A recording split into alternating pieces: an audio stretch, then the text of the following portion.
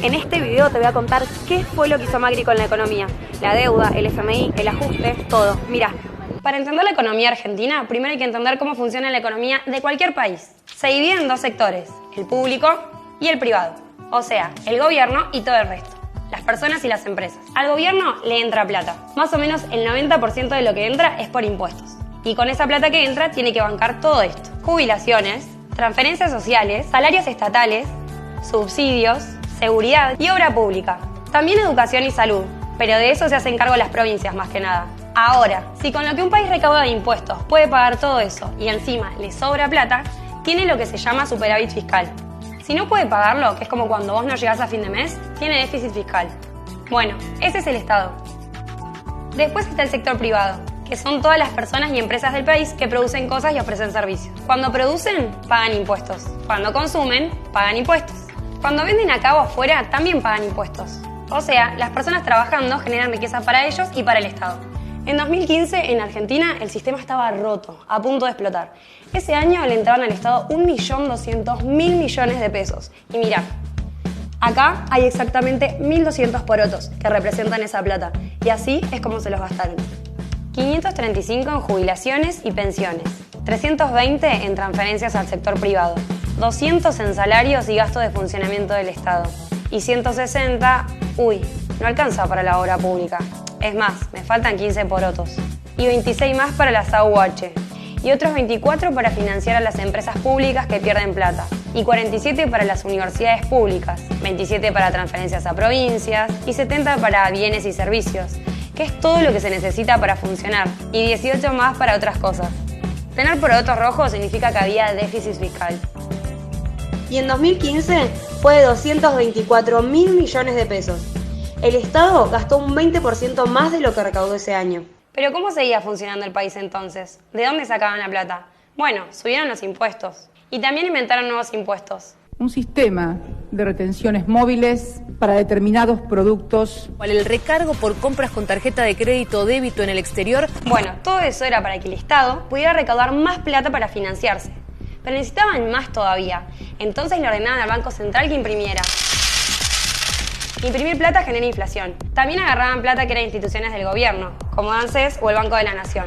No era plata para gasto público, pero la usaron igual. Y el sector privado, las empresas la tenían complicada. Argentina era la tercera economía más cerrada del mundo, debajo de Nigeria y de Sudán. Significa que absolutamente nada podía entrar o salir del país. Si pasaba, era por una excepción. Y para eso, las empresas tenían que hacer muchísimos trámites que todavía no estaban digitalizados. Así, llevábamos 2 años y medio constante en la caída de las exportaciones, desde junio de 2013 a diciembre de 2015. Y 6.000 empresas exportadoras murieron, 6.000 de 15.000. Y la gente, como lo que el Estado destinaba a subsidios era muy alto, algunas personas pagaban re barata la luz, el gas y hasta el bondi. Había plata en la calle, en los bolsillos de algunos, pero el sistema estaba a punto de explotar. Y parecía que funcionaba, pero no, el país no generaba riqueza, no podía mantenerse. Y ya había un 30% de pobreza que se dejó de medir porque estaba aumentando, aunque nos decían que era porque estigmatizaba. Me parece que es una medida bastante estigmatizante. ¿Te acordás? Y que era menos que en Alemania. ¿Pero vos decís que tenemos menos pobreza que Alemania? Y sí, aunque no te guste. No había datos, no había INDEC. Tampoco había noticias de la inflación, pero era del 30%. How much is inflation in Argentina at this moment? Es un... ¿Puedo cortar esto? No, perdón, sobre. No sé. ¿Puedo cortar esto un minuto? Y mirá lo que decía Infobae. En 2015, el sector público fue casi el único generador de empleo. Y ahí vino Macri. La situación estaba muy complicada. El objetivo era reducir la cantidad de porotos rojos para necesitar cada vez menos la plata prestada. ¿Y por qué es tan importante bajar el déficit? Porque tener déficit alto te hace depender de la plata prestada. Y cuando la plata prestada empieza a escasear, se genera automáticamente una crisis. Y Argentina tiene crisis permanentes hace 80 años. Desde 1983 hasta acá, la pobreza promedio es del 36%. Para bajar la pobreza hay que atacar el problema de raíz, y nadie quería hacerlo, porque es antipático y cuesta votos.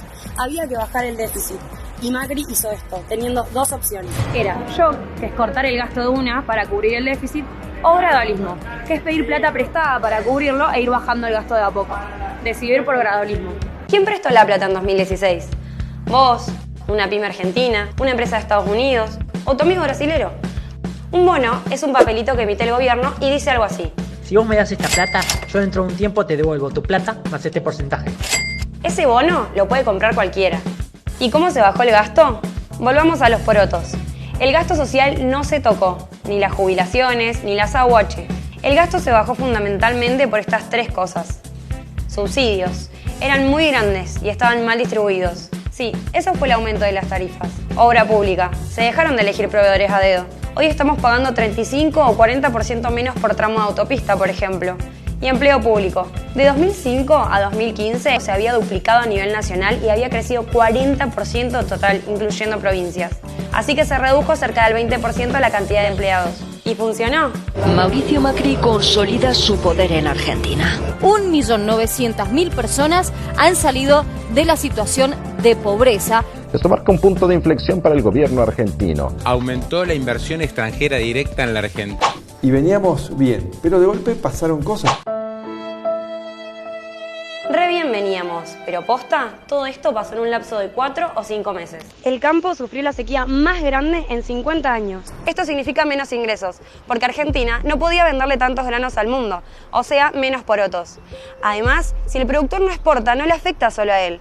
Se reduce el consumo en los pueblos, no se vende maquinaria agrícola y son menos porotos, porque acordate que los porotos blancos se generan por impuestos. Se triplicó el precio del petróleo, pasó de 25 a 75. Eso hace que los subsidios le salgan más caros al Estado, menos porotos todavía.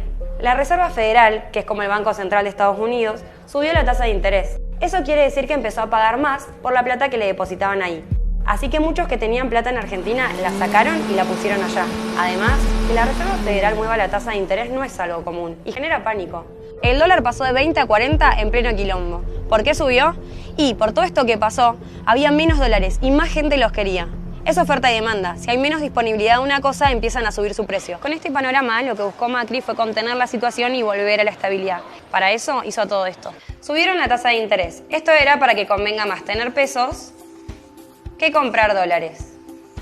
También empezaron a intervenir en el mercado del dólar y establecieron un precio máximo y un precio mínimo. Si el dólar subía a determinado precio, el Banco Central intervenía y lo bajaba. Esto era para dos cosas: para reacomodar y estabilizar el precio y para detener el aumento del gasto. Subieron los impuestos y volvieron las retenciones. Aunque no llegaron a ser tan altas como en 2015, también bajaron el gasto en obra pública. Las obras que se venían haciendo se siguieron, pero no empezaron nuevas. Recurrió el FMI, que es una entidad que te presta plata cuando nadie quiere prestarte. Un montón de países lo hacen, pero ojo, el FMI no le presta plata a cualquiera. Tenés que mostrar un plan de gobierno que demuestre que la podés devolver. Este fue el préstamo más grande en la historia del FMI. Y no es porque sí, es porque el plan de Macri generó confianza. ¿Y qué hicieron con esa guita? Lo mismo que antes, usarla para bancar al Estado, para cubrir los gastos mientras se seguían haciendo cambios estructurales. Como dijo Macri en el debate, de cada 3 pesos que se pidieron, 2 fueron para pagar deudas del gobierno anterior y el restante para bancar al Estado.